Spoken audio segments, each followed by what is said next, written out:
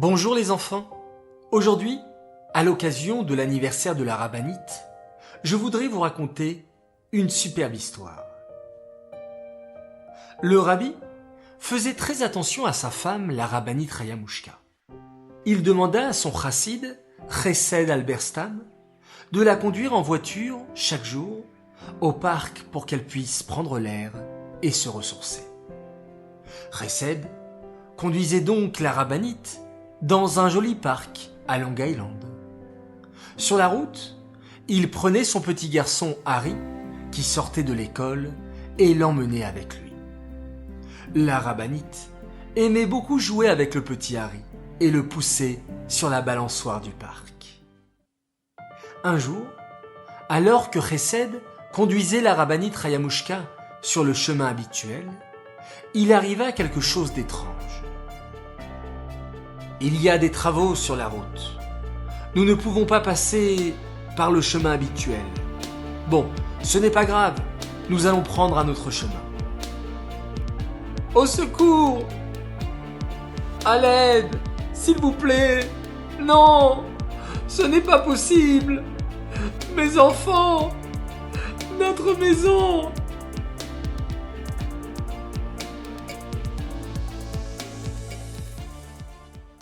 La rabbinite demanda à Chesed si ça ne le dérangeait pas de faire demi-tour et aller voir ce qu'il se passe.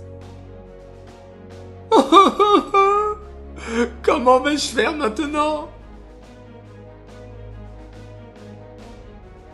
La rabbinite Rayamushka demanda à Chesed s'il pouvait se garer derrière le camion et aller demander ce qu'il se passe. Excusez-moi, monsieur. Qu'est-ce que c'est ce déménagement? Et pourquoi ces ouvriers sont-ils en train de prendre les meubles de cette femme? Ah, monsieur le rabbin, nous n'avons pas le choix. Voyez-vous, cette femme est une femme juive de Russie. Elle est très pauvre, et cela fait plusieurs mois qu'elle n'a pas payé le loyer de sa maison. Donc, mes supérieurs nous ont obligés à venir ici pour renvoyer cette femme et ses enfants. Vous comprenez? Ils n'ont pas payé le loyer de leur maison depuis plusieurs mois.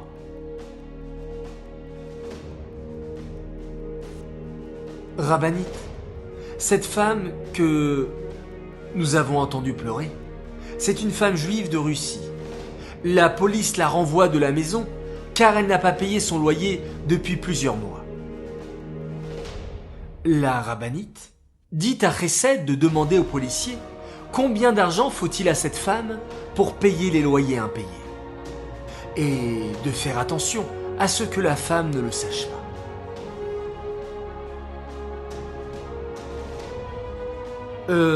Monsieur le policier, s'il vous plaît, combien d'argent manque-t-il à cette femme pour payer son loyer? Oh là là, beaucoup d'argent.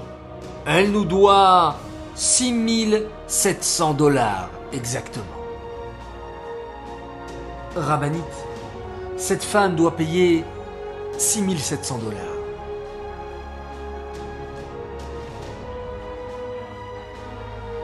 La rabbinite demanda à Chesed de remettre ce chèque au policier, mais surtout de faire attention à ce que la femme ne le remarque pas. La rabbinite ne voulait pas qu'on sache que c'est elle qui avait fait cette grande mitzvah. Voilà le chèque, monsieur. Oh, cela change tout. Ouvrier, que l'on remette immédiatement tous les meubles de cette femme en place. Allez, videz le camion. Ok, bien, monsieur le policier. Oh, merci Hachem. Par quel miracle!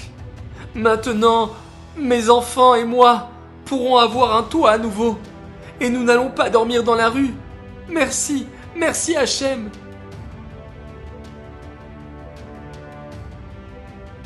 Dites-moi, madame la rabbinite, qu'est-ce qui vous a poussé à donner une si grande somme d'argent à une femme que vous ne connaissez même pas? La rabbinite répondit qu'une fois, lorsqu'elle était enfant, son père, le rabbi Yosef Yitzhak, l'a emmenée faire une promenade au parc. Il s'est assis sur un banc et a commencé à parler de l'idée de la Ashgacha Pratit. Chaque événement, chaque situation qui se passe dans le monde est dirigée par Hachem. Même la petite feuille qui tombe d'un arbre.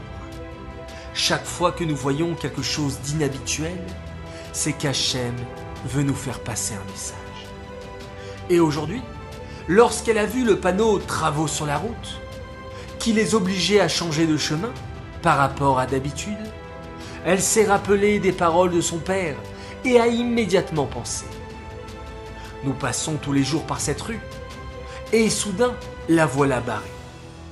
Et nous devons emprunter une autre rue. Quelle est la raison de cela?